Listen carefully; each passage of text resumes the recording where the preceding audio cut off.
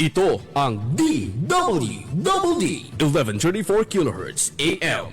Balita, impormasyon at musika. Ito ang DWDD AFP Radio. Boses ng Kawal Pilipino.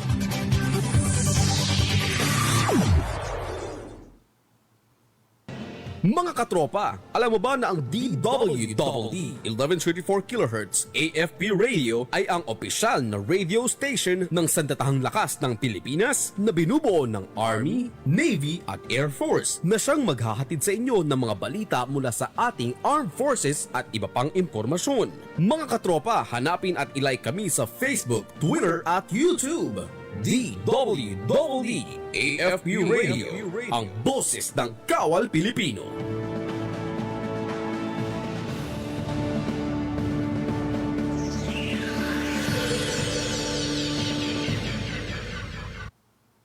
Kayo ay nakatutok sa DWDD AFP Radio. Kami po ay kasapi ng KBP, Kapisanan ng mga Broadcaster ng Pilipinas. Kayo ay nakatutok sa DWDD AFP Radio. Kami po ay kasapi ng KBP, Kapisanan ng mga Broadcaster ng Pilipinas. Programang maaasahan, balita at impormasyong makabuluhan para sa Pilipinong manggagawa at namumuhunan. Ito ang Dole sa AFP Radio. Usapang trabaho, oportunidad, karapatan at proteksyon mula sa Department of Labor and Employment. Ito ang Dole sa AFP Radio. Luzon, Visayas, hanggang Mindanao. Sama-sama natin talakayin ang mga programa at serbisyo ng kagawaran. Ito ang Dole sa AFP Radio.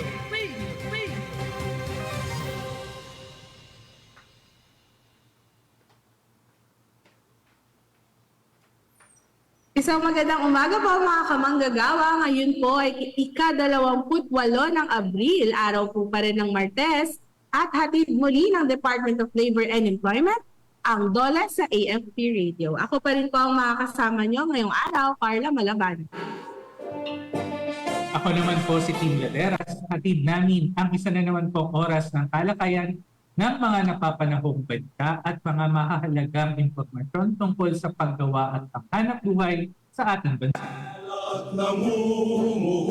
Bago po tayo magsimula, patiin muna natin ang ating mga kamanggagawa. Good morning po sa mga nakatutok sa atin via the Armed Forces Radio Channel, DWDD 1134 kHz. At syempre, hello din po sa mga nanunood sa atin via live stream. Ayan, nandyan po kami sa Facebook pages ng Department of Labor and Employment, pati AFP Radio DWDD official Facebook page. Kaya i-like, mag-comment at huwag kalimutang i-share ang ating episode para mas marami pang kamanggagawa at namumuhunan ang maabot ng ating programa. Good morning po mga kamanggagawa at mga namumuhunan na nakikinig sa ating programa. Kumusta po kayo? Sana po kayo ay safe and healthy. Ayan, o diba? Naipasok natin, Sir Tim, kasi kung hindi mo na itatanong dyan, kung hindi mo na itatanong today, partner, ay ang World Day for Safety and Health at Work. So, happy World Day for Safety and Health po sa ating mga kamanggagawa. Ngayon natin yan, no? April 28, ginugunita natin yung pandaigdigang pagdaigdigang selebrasyon nito sa pangunguna ng ating International Labor Organization. Yes, tama ka dyan, partner. At muli, happy World Day for Safety and Health at Work sa ating mga kamanggagawa at syempre sa mga namumuhunan. At iniimbitahan rin po namin kayo na makilahok sa mga inihandang activities ng kagawaran kaugnay ng nasabing selebrasyon. Meron po tayong mga webinars patungkol po sa mental health at psychosocial health na maaari niyong ma-access ng libre sa ating mga official Facebook pages. Kung di ako nagkakamali, partner, even before, di ba, dun sa actual day nga, no, actual celebration natin ngayon, meron ng mga ginawang mga webinars ng ating Bureau of Working Conditions. So, lahat yan, ma-access nila na free, punta lang sila doon sa ating Facebook page, di ba? Sa Facebook page ng DOLE Bureau of Working Conditions. So, meron silang mga topic dyan.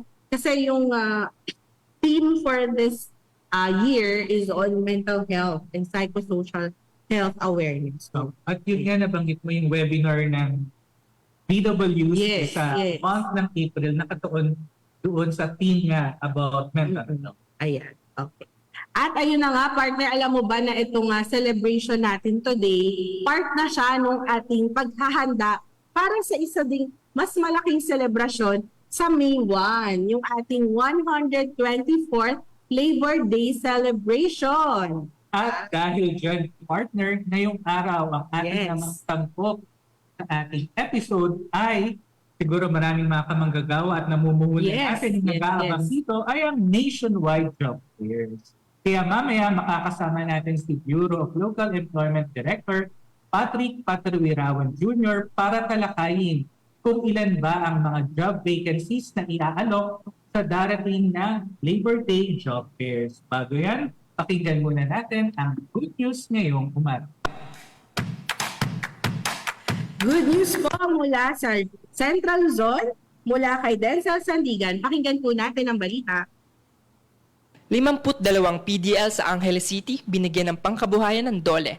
52 persons deprived of liberty o PDL sa Angeles City ang nabigyan ng panibagong pag-asa sa pamamagitan ng livelihood assistance mula sa DOLE. Nagkaloob ang DOLE Pampanga ng 300,000 piso na tulong pangkabuhayan para sa mga PDL ng Angeles City Jail Male Dormitory noong April 7. Kasama sa pinagkaloob ang mga kagamitan at materyales para sa paggawa ng bayong, basket, basahan, potholder pananahi, wood at bamboo crops at paggawa ng tinapay at pastry. Layunin ng programa na maturuan ng mga PDL ng hanap buhay at pagkakakitaan kahit sila ay nasa loob ng kulungan. Sa pamamagitan nito, naibibenta nila ang kanilang mga produkto sa mga kalapit na komunidad at nakakatulong sa gastusin ng kanilang mga pamilya. Ayon sa DOLE, ang programa ay patuloy na may pagkakataon pa ring makabangon at magkaroon ng mas magandang bukas ang mga PDL. Good news naman mula sa probinsya ng Samar, balitang hatid ni Lay Ordon. 24 na driver sa Samar nabigyan ng sidecar units na nagkakahalaga ng 912,000 pesos. 24 na driver sa San Sebastian, Samar ang nabigyan ng sidecar units sa ilalim ng livelihood assistance ng DOLE. Umabot sa halos 1 milyong piso ang kabuoang halaga ng 24 na sidecar units na ipinagkaloob sa San Sebastian Habal-Habal Drivers Association. Layunin ng programa na mapalakas ang kabuhayan ng mga driver at gawing mas ligtas at maaasahan ang pampublikong transportasyon sa lugar. Ayon sa mga benepisyaryo, malaking tulong ang bagong sidecar units dahil habal-habal ang pangunahing paraan ng biyahe sa kanilang bayan. Binigyan din ang mga driver ng orientation sa occupational safety and health upang matiyak ang ligtas na biyahe at wastong pag-aalaga sa kanilang mga sasakyan. Sa tulong ng proyekto, inaasahang mas lalaki ang kita ng mga driver habang mas napapabuti rin ang serbisyo sa mga pasahero. Tungo naman tayo sa Mindanao, partner. Ayan, so pakinggan natin ang balita mula ulit kay Denzel Sandigan. 29 na aplikante hired on the spot sa mega job fair sa Zamboanga del Norte. Daan-daang job seekers ang nabigyan ng oportunidad sa trabaho sa ginanap na serbisyong pangtrabaho mega job fair sa Zamboanga del Norte. Sa halos 800 rehistradong aplikante, 29 ang agad na natanggap o hired on the spot habang mahigit 300 naman ang kwalipikado sa mga bakanteng posisyon. Pinagsama ng job fair ang 27 employers na nag-alok ng mahigit 4,000 local at overseas job vacancies. Kabilang sa mga in-demand na trabaho ang construction workers tulad ng mason, carpenter, steel worker at iba't ibang overseas positions. Nagbigay rin ng one-stop shop services ang DOLE at iba pang ahensya upang mapadali ang pagproseso ng employment requirements ng mga aplikante. Bukod dito, nagkaloob din ng DOLE ng livelihood assistance sa mga micro-entrepreneurs at mga magulang ng child laborers upang magkaroon sila ng dagdag na pagkakakitaan. Good news naman tayo mula sa rehiyon ng Northern Mindanao, balitang hatid muli ni Lay Ordon. 130 manggagawa sa Talakag nakatanggap ng 947,000 pesos payout sa ilalim ng tupad. Umabot sa 130 manggagawa sa Talakag, Bukidnon ang nakatanggap ng kabuang halos 1 milyong pisong sahod sa ilalim ng tupad. Bawat benepisyaryo ay tumanggap ng mahigit 7,000 piso kapalit ng kanilang 15 araw na trabaho sa paglilinis ng mga komunidad at pagtulong sa paghahanda para sa araw ng kanilang bayan. Ayon sa mga benepisyaryo, malaking tulong ang dagdag na kita lalo na sa gitna ng pagtaas ng presyo ng mga pangunahing bilihin dahil sa fuel price surge. Sa pamamagitan ng tupad, nabibigyan ng pansamantalang hanap buhay ang displaced workers, underemployed individuals at seasonal farmers habang nakatutulong din sa kanilang komunidad.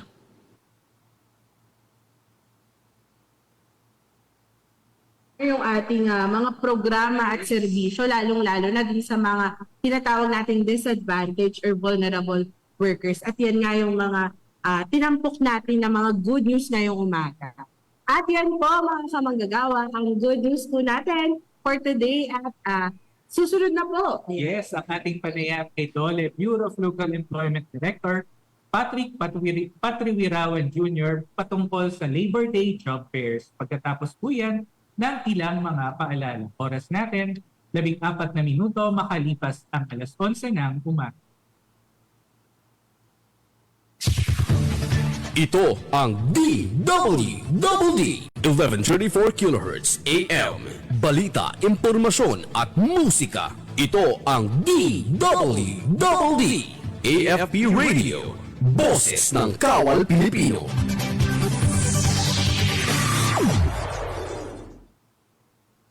Mga katropa, alam mo ba na ang DWDD 1134 kHz AFP Radio ay ang opisyal na radio station ng Sandatahang Lakas ng Pilipinas na binubuo ng Army, Navy at Air Force na siyang maghahatid sa inyo ng mga balita mula sa ating Armed Forces at iba pang impormasyon. Mga katropa, hanapin at ilike kami sa Facebook, Twitter at YouTube. DWDD AFP Radio, ang boses ng Kawal Pilipino.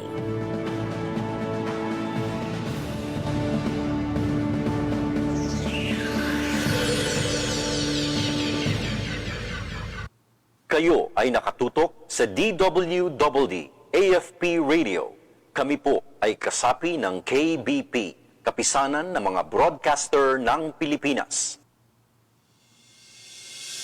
The Philippine government, through the President's socio-economic agenda and the Philippine Development Plan 2023 to 2028, has made the massive and rapid creation of high-quality green jobs a top priority. While there have been improvements in terms of employment rates, challenges related to job quality persist. In response to the evolving nature of work and in line with the government's development agenda, the Department of Labor and Employment has crafted the Philippine Labor and Employment Plan 2023 to 2028.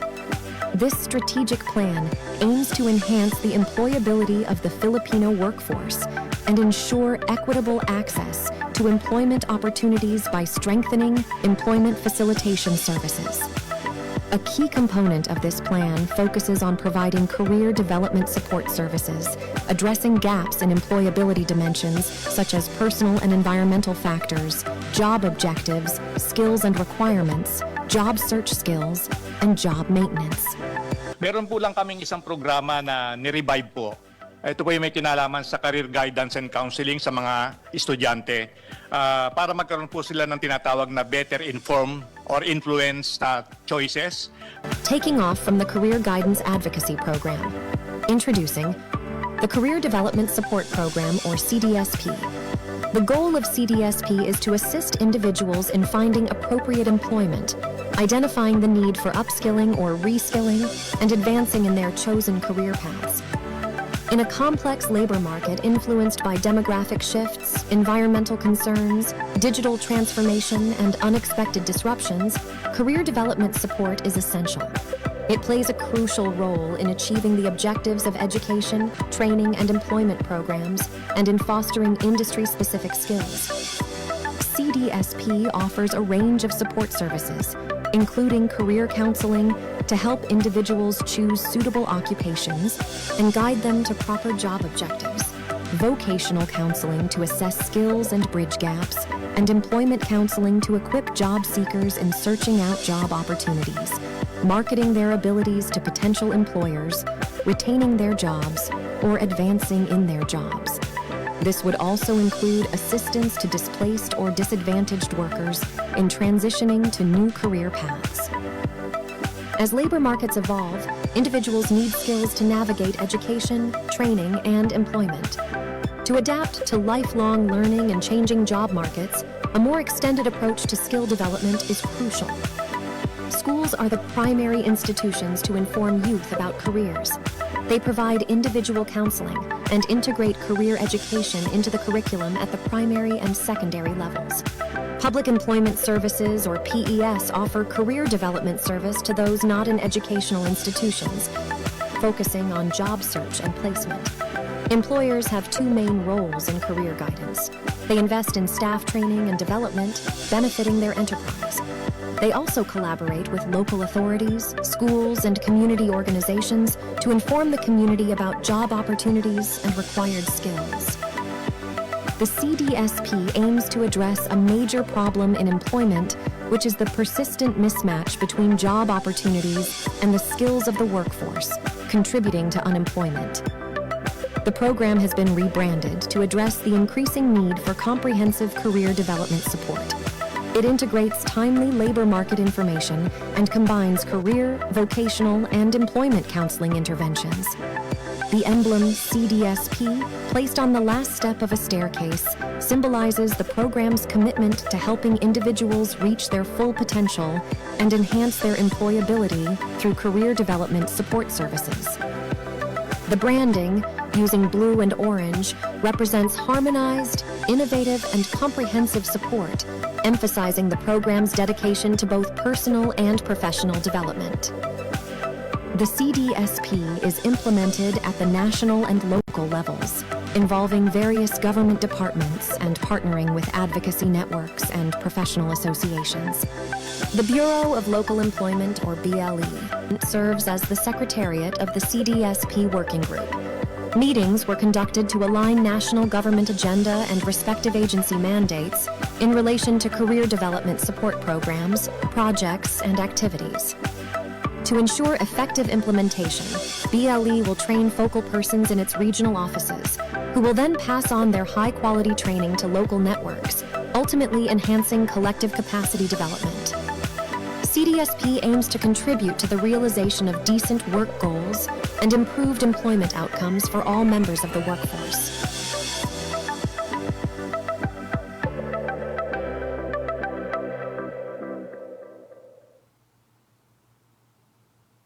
Nagbabalik po tayo mga kamanggagawa sa ating programa, Dole sa AFP Radio. Ngayon pong ika-1 ng Mayo, nalalapit na po yan, ay ipagdiriwang po natin ang ating 124th Labor Day Celebration. At syempre, alam na po na ito ng ating mga kamanggagawa at stakeholders, isa sa mga highlight ng ating celebration ay ang ating pagsasagawa ng ating nationwide Labor Day Job Fairs. Ayan. Alamin natin ang detalye niyan kasama ang ating DOLE Bureau of Local Employment Director, Patrick Patriwirawan Jr. Dear Patrick, magandang umaga at welcome po ulit sa DOLE sa AFP Radio, sir. Magandang umaga po, Sir T, Ma'am Carla. Maraming salamat po muli sa pag-i-invite po sa Bureau of Local Employment. Thank you din, sir, sa pagtanggap. Kahit very, very busy na po kayo dahil malapit na po ang ating mga job fairs. Ayan. Sir, sa susunod po na, ngayon po ipagdiriwang na natin, no? Yung ika-124th na anibersaryo po ng Araw ng Paggawa. Saan po ba? Ito po pala. Ayan. So sa celebration nga po ng ating Araw ng Paggawa sa May 1, magkakaroon po tayo ng nationwide job fairs. Ayan. Ano po ba, dear Pat, gaano na po ba karami ang ating mga job vacancies na iaalok po sa publiko ngayon nga po na magsasagawa tayo ng Labor Day job fairs. Yes, Ma'am Carla, maraming salamat po, no? Para po sa 124th celebration po ng Labor Day ngayong taon, magkakaroon po tayo ng malawakang job fair. Ngayon po, nasa 90 na po na job fair sites po at 38 po sa sites na ito ay sa mga partner malls natin, major partner malls katulad po ng SM Supermall at Robinsons Malls.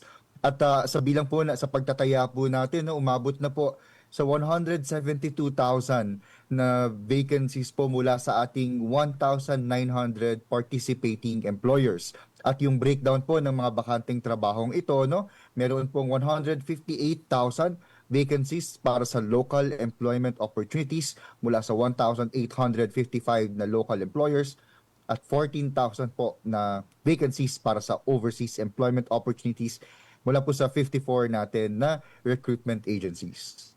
Ayan, so nationwide po yung number na yan, mga kamanggagawa, yung shinare po ni Director Patrick sa atin. At talagang dumadami po, no? Each day, siguro dadami pa yan, no, dear? Habang papalapit po tayo dito sa ating May 1 Labor Day Job Fairs. Tama po ba, sir?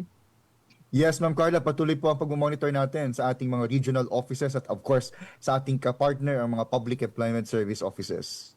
I-highlight din natin na Ma'am Carla and Dear Pat na both local and overseas po meron. Vacancies na maaaring applyan ng ating mga kamanggagawa na interesadong lumahok sa ating darating na job fairs. At speaking of job fairs, kasama rin natin, no, partner rin ng ating mga job fairs is yung mga partner government agencies natin na nasa ilalim ng one-stop shop. Ano po bang mga programa at serbisyo yung maaaring ma-avail ng mga job seekers natin mula sa mga partner agencies natin, Director? Yes, sir, team. So unang-una po, no, pagka nagtungo po ang ating mga job seekers sa mga job fair sites po natin, nandoon po ang ating PESO partner para po sa registration, para po tignan, kunin po yung detalye ng kanilang profile. At pagkatapos po nun ay mayroon po tayong one-stop shop government services. Kabilang po dito, of course, yung ating mga partners, taunang partners, PhilHealth, Pag-ibig at SSS.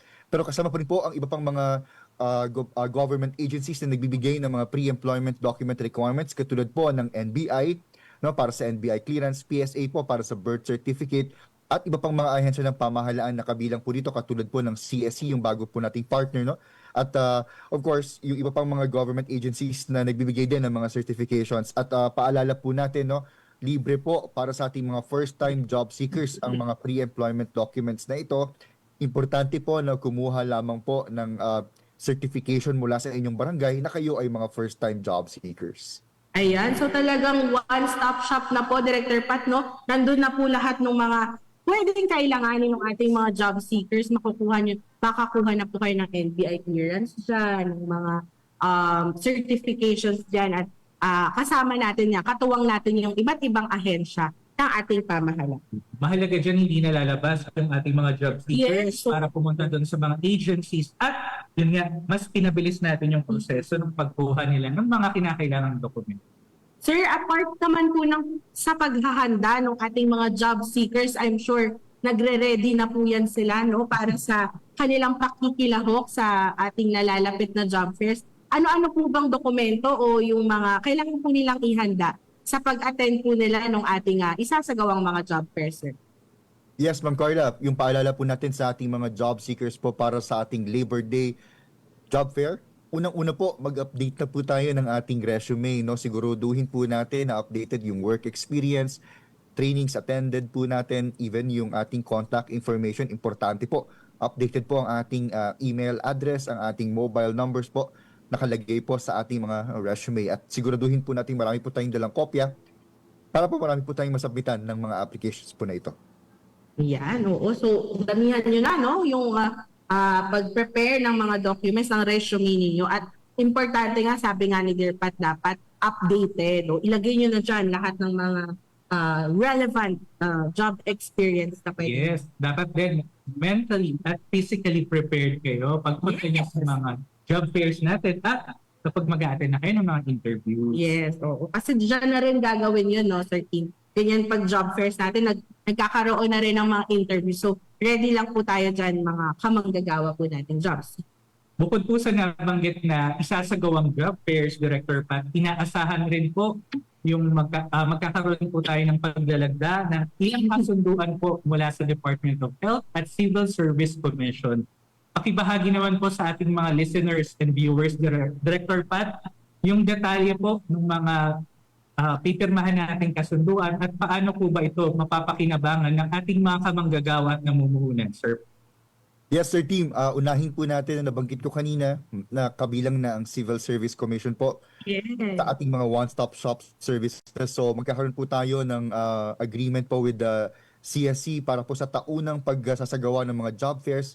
Sigurado po na nandyan po ang Civil Service Commission at of course ang kasama po nating mga serbisyong ino-offer po ng civil service dyan, yung mga requirements po for eligibility para sa ating mga kababayan na nais pong pumasok sa government service. Kabilang na rin po yung mga schedule ng mga CSC trainings na gusto nyo pong ma-attendan. At ang pinaka-importante po, yung mga bakanting trabaho na available po sa ating government agencies. Alam po natin na may portal po ang civil service. So, madali po nating magagabayan ang ating mga job seekers kung ano po mga bakanting trabaho ang maaari po nilang applyan nationwide. Para po sa DOH naman po, yung ating pong collaboration at partnership sa DOH ay ang pagbibigay po ng ating mga government internship program or GIP beneficiaries sa ating DOH partner.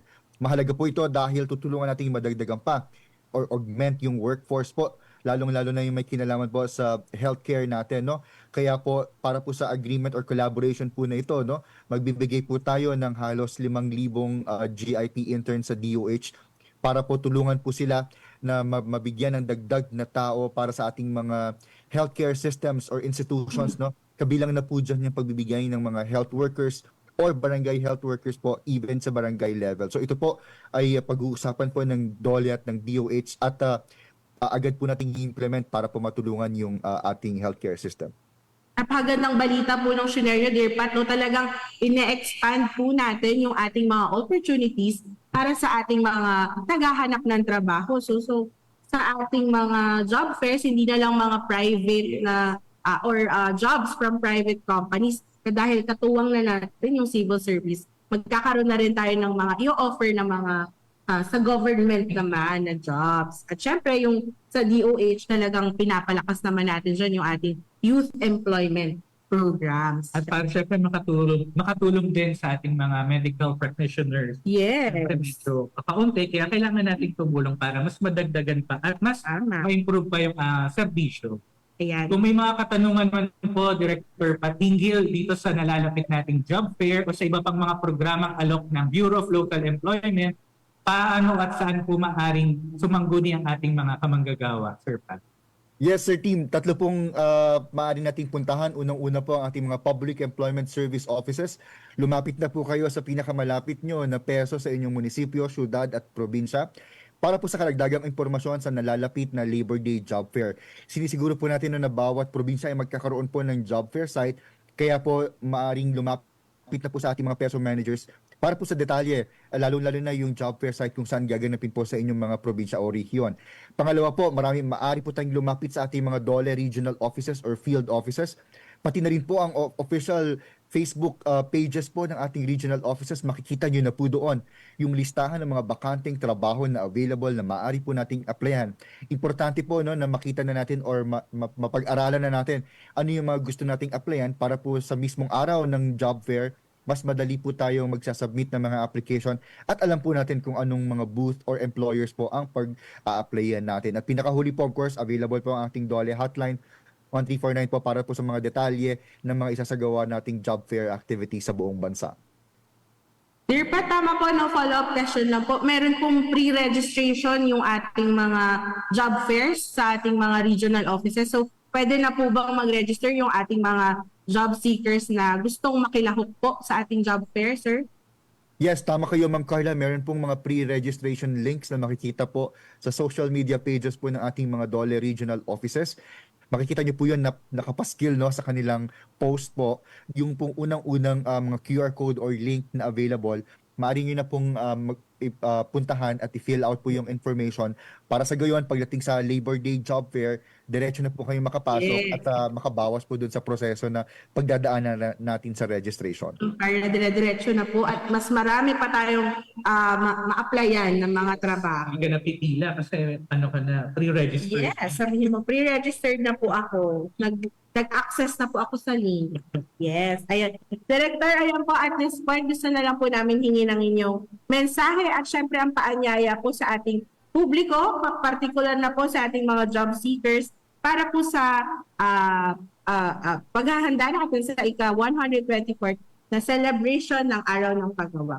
Particular na po yung sa ating mga nationwide job fairs. Sir, go ahead po. Maraming salamat, Ma'am Carla. Inaanyayahan po natin ng ating mga kababayan, mga job seekers, first-time job seekers po, mga senior high school graduates, college graduates, tech work graduates, currently employed na nais pong lumipat ng ibang mga industriya o yung mga returning OFWs po natin. At gayon din po no, ang ating mga senior citizens, PWDs na gusto pong maghanap ng trabaho. Bisitahin po natin ang ating mga peso at ang ating mga social media, ang DOLE, Facebook pages para po sa listahan ng mga bakanteng trabaho at of course yung mga pre-registration links. Gayon din po, pinapaalala natin na magdala po ng kopya po ng inyong mga resume, updated resume, no? Siguraduhin po na tama po yung mobile number at email address para po makontak po kayo ng employer, no? At kung wala po kayong mga pre-employment documents, mayroon po tayong one-stop shop services para po sa kopya ng mga dokumentong ito. At of course, patuloy po nating binabantayan yung mga vacancies. Maaari nyo pong bisitahin ang ating online job matching portal ng philjobnet.gov.ph para po sa detalye ng mga bakanteng trabaho available po sa inyong mga munisipyo, syudad at probinsya. Muli, maraming salamat po sa pagkakataon at sa inyong oras, Director Pat. Alam namin, napaka-busy nyo dahil sa talagang ongoing na yung preparation natin kasi nalalapit na itong Labor Day job fairs. Again, thank you very much, Director Pat, and stay safe. Maraming salamat po, Director Patrick. Maraming salamat, Sir Team, Ma'am Carla. At narinig po ninyo, mga kamanggagawa, si DOLE, Bureau of Local Employment Director Patrick Patriwerawan Jr. So ko lang i-highlight, no, partner, yung mga sinabi ni Dear Pat, talagang parami yung ating mga job fair sites. 90 na yung ating job fair sites, no, as of today. So, at talagang dadami pa yan hanggang makarating tayo mismo sa araw ng Labor Day. Yeah, I think dito sa NCR alone parang nasa 14 or mas marami na ata ngayon yung mga job fair sites dito sa National Capital Region. So, tignan nyo, puntahan nyo lang po yung NCR na DOLE Facebook page ng NCR and then yung kanilang sa mga field offices. Ayan, so kung saan po nakakasakop na malapit sa inyo. So, nandun po yung mga detalye, yung binanggit din ni Dear Pat na pre-registration link. Oo. At tandaan natin mga kamanggagawa na ang ating mga offer na vacancies is both local and overseas, private and public. Yes, oo. Maganda no na meron na rin sa public sector kasi mas dumadami yung opportunities na pwedeng ma-access ng ating mga job seekers na pupunta dyan sa ating mga job fair sites. And banggitin ko na lang din, Sir Tim, no, yung ating May 1 job fair, meron pa yan after eh. So, kumbaga sa May 1 yung ating biggest simultaneous, pero meron pa yung mga succeeding schedule. So, punta lang po kayo sa pages po ng inyong mga regional offices para sa detalye. Yes, at para sa inyong mga labor-related na tanong o kung may nais pa kayong reklamo, bukas din po ang DOLE Hotline 1349. I-dial mo lamang po yan sa inyong mga telepono. Maaari din po kayong mag-send mga kamanggagawa ng email. Ayan, mag-email lang po sa hotline 1349 at dole.gov.ph. Ulitin po natin, hotline 1349 at dole.gov.ph. O kaya mag-direct message. Ayan, pwede po kayong mag-message sa aming Facebook page para sa iba pang mga labor and employment concerns. Hanapin nyo lang po ang official and verified Facebook page ng Department of Labor and Employment. I-like nyo na rin mga kamanggagawa ang ating Facebook page, Department of Labor and Employment, at mag-follow na rin sa aming TikTok, Instagram, X at YouTube accounts para lagi kayong updated sa mga balita at programang hatid ng DOLE para sa inyo. I-type lamang ang @dolegov_PH. Siyempre, kung meron kayong Viber, kami rin ay nasa Viber Community Channel, #Serbisyong DOLE. Ayan, dyan sa mga social media pages na yan, makikita nyo rin yung aming mga posting ng mga nationwide job fair sites natin. At syempre, yung iba pang mga activities o programa na inihahanda ng DOLE para sa 124th Labor Day celebration. So inaanilangan po natin sa ang lahat ng ating mga manggagawa at namumuhunan na makilahok po sa iba't ibang activities ng department kaugnay nga dyan sa celebration natin ng Araw ng Paggawa ngayong taon. At dahil dyan, isa na naman pong episode ng ating napagsamahan mga kamanggagawa. Sa susunod na episode, abangan anong programa ng DOLE ang ating pag-uusapan dito sa programa. Sa ngalan ng aming mga kasamahan dito sa Information and Publication Service at sa tulong ng ating mga katropa sa Armed Forces of the Philippines Radio at syempre sa tulong ng ating mga kasama sa Bureau of Local Employment, ako po muli si Tim Laden. Ako naman po si Carla Malabanan. Ayan, tutok lang po mga kamanggagawa sa susunod na episode ng ating programa para sa iba pang serbisyong hatid ng DOLE sa bawat manggagawang Pilipino. Dito lamang po yan sa AFP Radio. Oras po natin, 11:38 AM. Programang maaasahan, balita at impormasyong makabuluhan para sa Pilipinong manggagawa at namumuhunan. Ito ang DOLE Recording sa stopped. AFP Radio. Usapang trabaho, oportunidad, karapatan at proteksyon mula sa Department of Labor and Employment. Ito ang DOLE sa AFP Radio. Luzon, Visayas, hanggang Mindanao. Sama-sama natin talakayin ang mga programa at serbisyo ng kagawaran. Ito ang DOLE sa AFP Radio.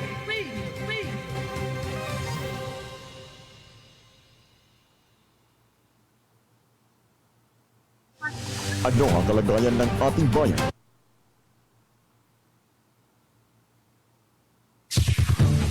Ito ang DWWD 1134 kHz AM. Balita, impormasyon at